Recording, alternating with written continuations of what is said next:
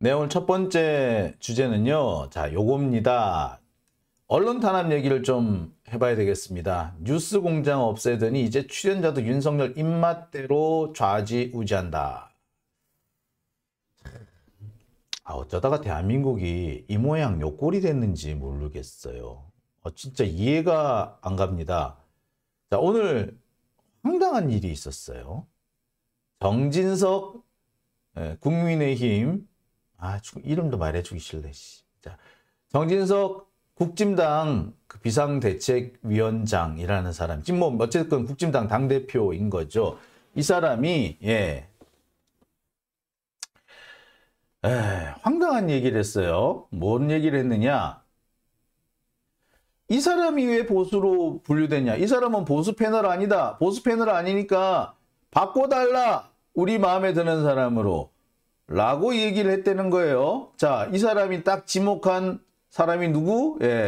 장성철 공론센터 소장이라고 합니다. 근데 장성철이라는 사람이 우리도 잘 알잖아요. 정말 야비하기로는 어떻게 이렇게 말을 그렇게 야비하게 하는지 모르겠다 싶을 정도의 정말 진짜 꼴보수 아닙니까? 근데 지금 이 꼴보수로 알고 있는 이 장성철이 윤석열을 요즘 좀 저격을 하고 있어요. 특히 그 국진당의 문제에 대해서 꼭꼭꼭 짚죠. 원래 이 사람이 김무성계라서 그렇다고 하는데, 자, 그러니까 갑자기 이 사람을 꼭 집어서, 장성철을 꼭 집어서, 얘가 왜 보수냐? 바꿔라!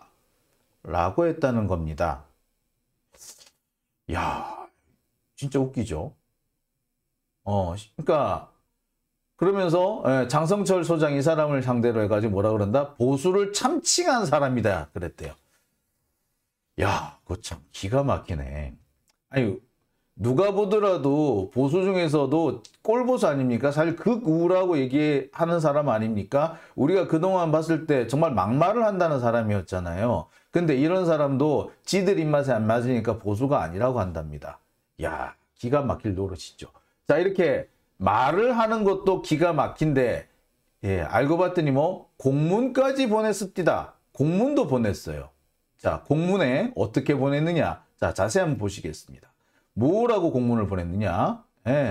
시사 보도 프로그램 제작 시 패널 구성 공정성에 만전을 기해 주실 것을 요청드립니다. 아니, 패널이, 아니, 야, 그러니까 지들 보수 패널을 정할 때 지들한테 입맛에 맞는 사람, 지들한테 유리한 사람으로 해달라는 거죠. 지들 입맛에 맞는 사람, 안 맞는 사람 말고. 자, 특히 패널 구성 시 진보 보수 균형이 아니라 여야의 균형을 맞춰주실 것을 부탁드립니다. 그럼 장성철이 야당이야? 나 장성철이 야당이라는 얘기도 처음 들어보네. 김무성이 야당이에요? 이 장성철 씨가 사실은 김무성 의원의 보좌관 출신 있죠. 그 사람이 장성철이에요. 근데 그 사람이 야당이야? 그러면 뭐 민주당이에요? 정의당이에요? 아니잖아요. 자, 그러니까 장성철이한테 요새 몇 번 얻어맞더니 갑자기 장성철 바꿔달라 이러는 겁니다. 아니, 지들 마음대로? 아니, 그동안 장성철한테 그 언제나 그렇게 찬양을 하고 잘한다 할 때는 언제고 갑자기 지들 입맛에 안 맞으니까 바꿔달라? 자, 뿐만이 아닙니다. 일부 시사 보도 프로그램에서 보수 몫으로 정부 여당의 입장과 배치되는 의견을 가진 패널을 출연시킨 경우가 많아 우려스럽습니다. 그러니까 딱 그거예요. 우리 입맛에 맞는 사람을 보수 패널이라고 출연시켜야지. 어떻게 우리 입맛에도 안 맞는 사람인데 어떻게 보수 패널로 출연시키냐 이거죠. 야, 그런 식이면 진중권 왜 출연시켰냐? 유창선 왜 출연시켰냐? 응? 야, 참 해도 너무한다. 진중권, 유창선 맨날 뭘로 나왔다? 진보로 나왔잖아. 뉴스톱 김준일 이런 사람 진보로 나왔잖아. 뭔데? 그 다음에 김수민인가는 걔도 진보로 나왔잖아. 걔들을 그럼 다 뺐어야 되네? 야, 진짜 말 같은 소리를 하라고. 말 같은 소리를 하고. 아니, 우리 얘기할 사람도 좀 넣어주세요가 아니라 뭐? 아이고, 진짜. 정부 여당의 입장과 배치되는 사람을 넣지 말아달라고? 그러면서 이게 진짜 황당한 사람들 아닙니까? 자, 필요하다면 패널 선정에 모든 협조를 다하겠습니다. 즉, 지들이 패널 선정해서 넣겠다는 얘기죠. 이게 뭐야? 진짜 언론에 개입을 하겠다는 겁니다. 언론 탄압이 아니라 이제 탄압을 넘어서서 개입을 하겠다는 거예요. 언론 보도에. 이런 미친놈들이 다 있냐고. 해도 너무하는 거 아닙니까? 어떻게 이런 발상을 할 수가 있죠? 저는 이런 발상을 하는 것도 웃기고 이런 말을 하는 것도 웃긴데 더 웃긴 건 이걸 공문으로 보냈다는 게 진짜 웃깁니다. 아니 그런 식으로 따지면 아까도 말씀드렸듯이 진중권 나가는 자리에 야 민주당도 사람 넣어줘 라고 해야 정상 아니에요? 자 그 다음에 뭐 그 김수민 이런 애들 나가는 자리에 아니 민주당도 하나 넣어줘 라고 해야 되는 거 아닙니까? 자 뿐만 아니죠. 아니 뭐 김준일이니 김수민이니 진중권이니 이런 사람 나갈 때 그거 다 진보 패널로 나가지 않았어요? 그랬으면은 그때 그거 다 문제였겠네. 다 시비 걸었어야 되네. 사고 방식이 이거 진짜 이렇게 생각하면은 진짜 민주당도 이렇게 나서줘야 돼요. 민주당 같은 경우는 지금 딴 데 보세요. 이경 부대변인이 뭔 얘기를 하는 줄 아세요? 나가면 항상 자기가 3대1로 싸운대요. 3대1로 싸우면서 허덕허덕 하면서 열심히 정말 꿋꿋이 버티고 있다 이런 얘기를 합니다. 뭐 이경 대변인뿐만 아니라 다른 민주당 을 대표해서 나가는 분들 대부분이 그런 식의 말씀을 하세요.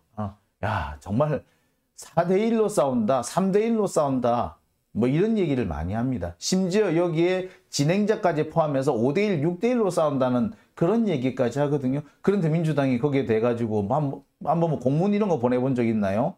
없어요. 근데 사실 그건 보냈어야 돼. 그 정도는 좀 심하기 때문에 보내야 정상이에요. 근데 5대1, 6대1에도 가만히 있는 민주당인데 얘네들은 아이고 얼마 전까지 지들 진짜 입맛에 맞는 입속에 혀처럼 굴어주던 사람이 지금 지 맘대로 안 된다고 바꿔 이래? 야 참 그거를 그래 바꿔 말하는 건 그렇다 치고 공문을 보내서 바꾸라고 압력을 넣어요? 이건 언론 탄압 정도가 아니라 언론을 자기 마음대로 쪼물락쪼물락 하겠다는 얘기입니다. 도대체 민주국가에서 도저히 일어날 수 없는 일이 벌어지고 있는 거죠. 문제는 이런 일이 벌어지고 있는데 언론사들이 가만히 있다는 겁니다. 난리가 나야 정상 아닌가요? 입 다물고 가만히 있고 몇 군데는 바꿔줘 실제로. 이런 황당한 일이 대한민국에서 벌어집니다. 아니 이놈의 언론은 왜 민주정권이 있을 때는 아무것도 아닌 거 가지고 물고 늘어지면서 언론 자유 운운하더니 진짜 이 수구 적폐들이 언론 자유를 탄압을 하면은 왜 고분고분하냐고. 그러니까 언창 소리를 듣는 거 아닙니까? 그러니 언창 소리를 듣는 거 아니에요. 참 이거 참 하기사 지금 대한민국이 어쩌다가 이 모양 이 꼴까지 추락하게 됐는지 모르겠습니다만 야 답답하기 그지없습니다. 예. 참 공문까지 보냈네요. 참 공문까지 보냈대요. 자 지금 윤석열 정권의 언론 탄압이 정말 도를 넘고 있습니다. 지금 민주당 옛날에 그 MBC에 대한 탄압이 있었던 거 여러분 다들 기억하실 겁니다. 자, 이 새끼 날리면 이 사건으로 거의 그 MBC를 엄청나게 거의 죽이려고 했었죠. 심지어 공군 1호기 탑승을 거부한다든지 이기주 기자의 슬리퍼를 핑계 삼아가지고 도어 스태핑을 중단시킨다든지 대통령이 공식적인 석상에서 도어 스태핑하면서 안보 운운하지 않았나? 자, 뿐만 아닙니다. MBC에 대한 탄압뿐만 아니라 TBS 예산을 전액 삭감하는 방식으로 해서 결국 김어준의 뉴스 공장을 폐지하도록 만들었죠.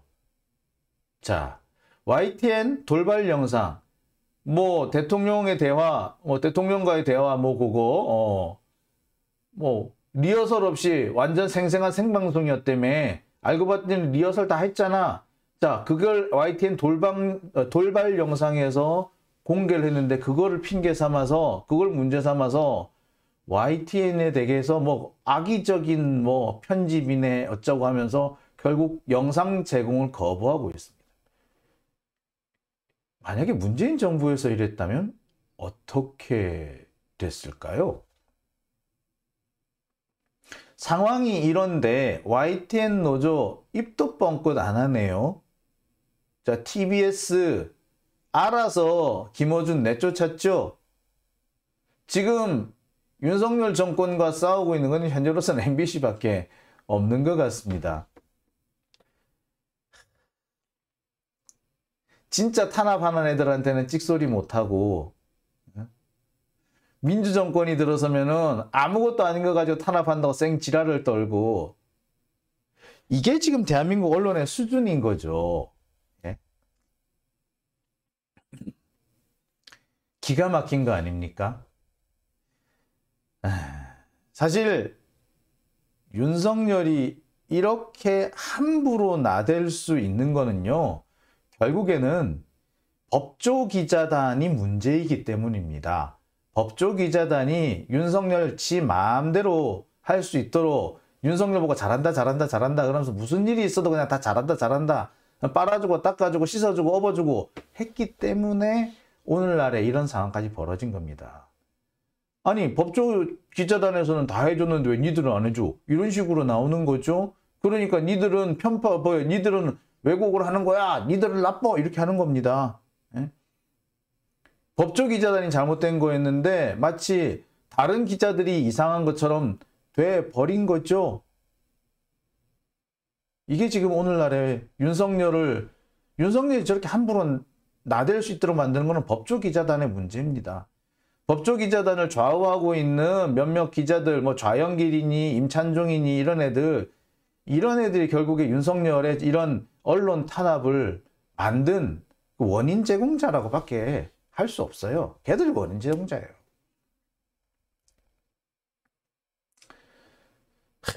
참 답답합니다. 이 윤석열 앞으로 이렇게 되면은 무슨 짓을 할 줄 모릅니다. 진짜 김건희 말 맞다나 감옥 가는 사람이 나올지 모르겠어요. 김건희가 그랬죠.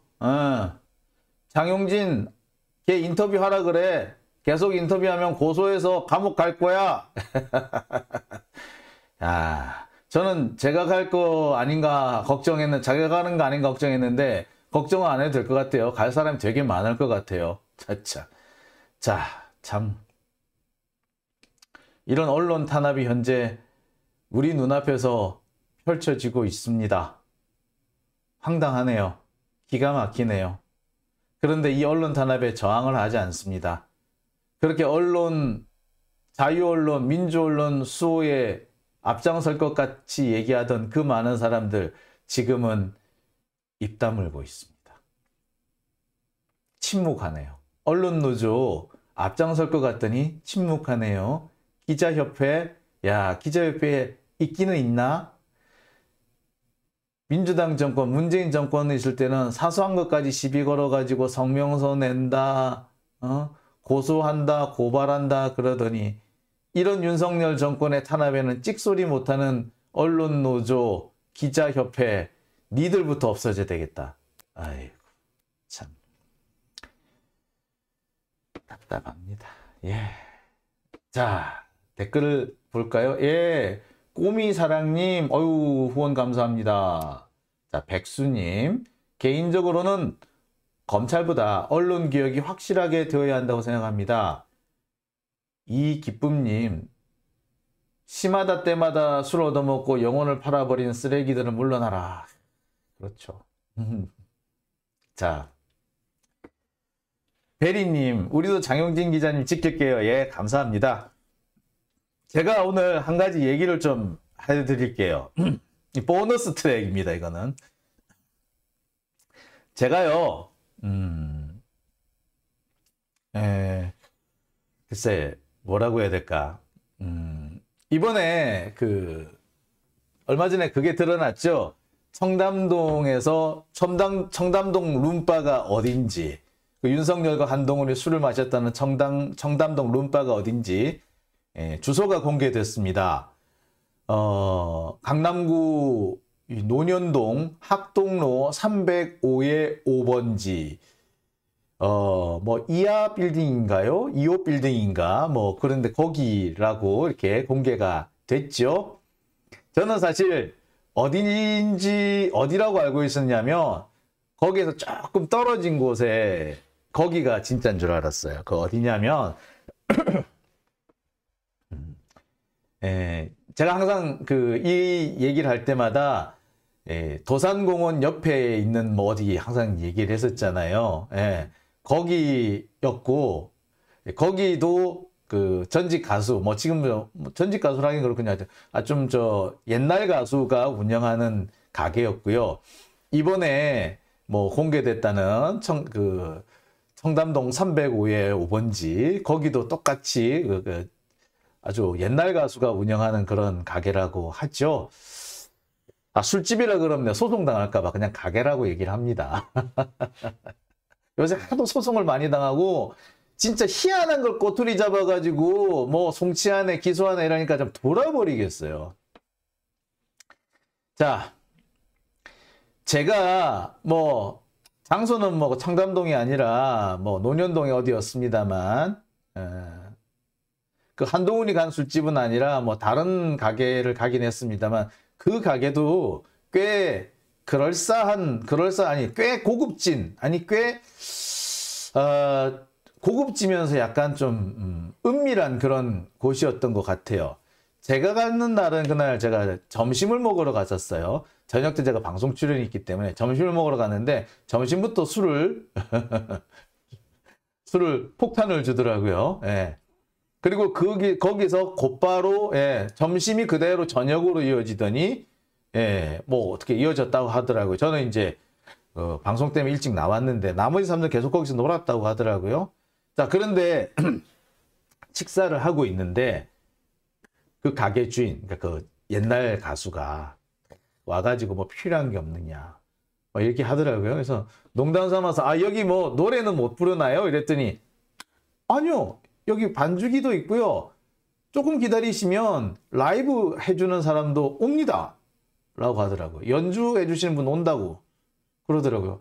깜짝 놀랐죠. 그래서 그럼 노래방도 되고 그래요? 이랬더니 여기 가끔씩 공연도 합니다. 그래서 어떻게 해요? 그러니까 이 문 다 한쪽으로 몰 수 있고요. 그다음에 그러면 이 홀이 넓어지는데 여기서 다 같이 행사합니다. 라고 하더라고요. 그러면서 우리를 거기 초대했던 그 법조인 한 사람이 오늘 할까요? 그러더라고요. 그랬더니 그 가게 주인 뭐라 그런지 아세요?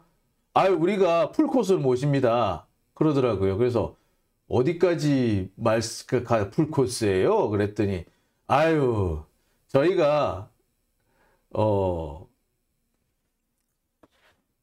방도 잡아드리죠. 정확한 표현은 그래요. 원앙 금침도 깔아드린대요. 원앙 금침이 됩니다. 원앙 금침. 저의 경우한테는 신방도 차려드리지요. 이러더라고요. 너무 깜짝 놀랐습니다. 그래서 여기 그럴 때가 있다고 이런 데서 차린다 그러냐니까 아니요, 저 위에. 그때는 이게 농담이 아니구나라는 생각이 들더라고요.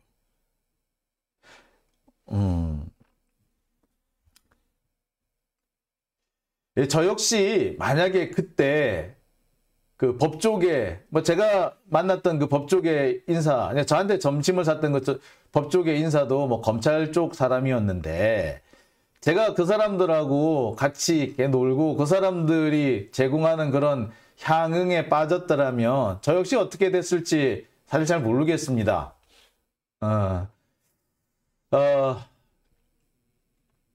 안 빠진 게 정말 다행스럽다라고 생각을 하고요. 그래서 제가 하고 싶은 얘기, 검찰이 잘못한다는 얘기를 떳떳이 할 수 있었던 것 같습니다. 아마 제가 거기서 그 사람들이 제공하는 무언가를 받아 먹었다면 저도 어떻게 됐을지 약간 겁이 나기는 합니다. 근데 그때 그런 생각이 들더라고요. 이 사람들은 무슨 수를 써서도 내 코를 꿰는 일을 하겠구나. 내 코를 못 꿰면은 뭐라도 흠을 하나 찾아내가지고 나를 두들겨 패는 일을 하겠구나. 라는 생각이 들었고요. 제가 그래서 한 2, 3년 전에 제가 김태현 기자랑 방송할 때 그런 얘기를 한 적이 있어요. 어느 날 갑자기 나를 비방하는 정말 황당한 뭐 사생활이든 뭐든 사생활이든 돈 문제든 이런 걸 가지고 나를 공격하는 뭔 사실이 뻥 터지더라도 전혀 놀라지 마라. 내가 한 건 아닌데 하여튼 내가 뭔가 꼬투리를 잡혀가지고 뒤집어 쓴 거다라고 제가 말을 한 적이 있었어요. 옛날에 태연이랑 같이 방송할 때, 김태현 기자랑 같이 방송할 때. 요즘 들어서 제가 말했던 그 얘기에 같이 그때 제가 얘기했던 그 얘기가 갑자기 문득문득 떠오릅니다. 내가 만약에 그때 그 가게에서 그 전직 가수 옛날 가수가 운영하던 가게에서 그 사람들로부터 향응을, 그리고 향응 이상의 무언가를 제공받았다면 나는 어떻게 됐을까? 나는 지금 어디에 가 있을까? 살기는 편했을까? 라는 생각도 가끔씩 해봅니다. 하지만 그런 생각은 들어요. 지금 좀 고달프긴 하지만은요. 잘 왔다. 나는 제대로 갈 길을 가고 있다는 생각을 합니다. 근데 저는 여러분들한테 꼭 부탁드리고 싶은 게 있습니다. 적들은요, 수단과 방법을 가리지 않고 민주 진보의 그 진보 인사, 그 중에서 좀 뭔가 좀 활약을 하기 시작하는 그 사람들을 흠집내서 잡아뜨릴 겁니다. 얼마 전에 신현영 의원 정말 어처구니 없는 일로 물러서 나는 거 보셨죠? 윤미향 의원 정말 말도 안 되는 일로 두들겨 맞고 결국에 지금 제대로 활동 못하는 거 보셨죠? 민주진보 진영의 어떤 사람이 무슨 허물이 잡혀서 공격을 받는 일이 생기면은요, 여러분, 그 사람의 허물이 있기 때문이 아니라 그 사람이 그동안 활동을 잘해왔기 때문에 그 사람을 죽이기 위해서 적폐들이 공작을 한 거다라는 거 여러분 꼭 기억해 주시기 바랍니다. 자, 오늘 많은 분들 들어오셨네요. 예. 선사대교 SH님 오셨고요. 예. 지나미님, 한선희님, 윤유나님, 알로아님 네, 오셨습니다. 자, 유평숙님 지켜야죠! 라고 하십니다. 꼬미사랑님 순간의 선택이 평생을 좌우한다. 예, 감사합니다. 자, 오늘 첫 번째 주제는 여기까지 하고요. 다음 주제로 넘어가 보겠습니다.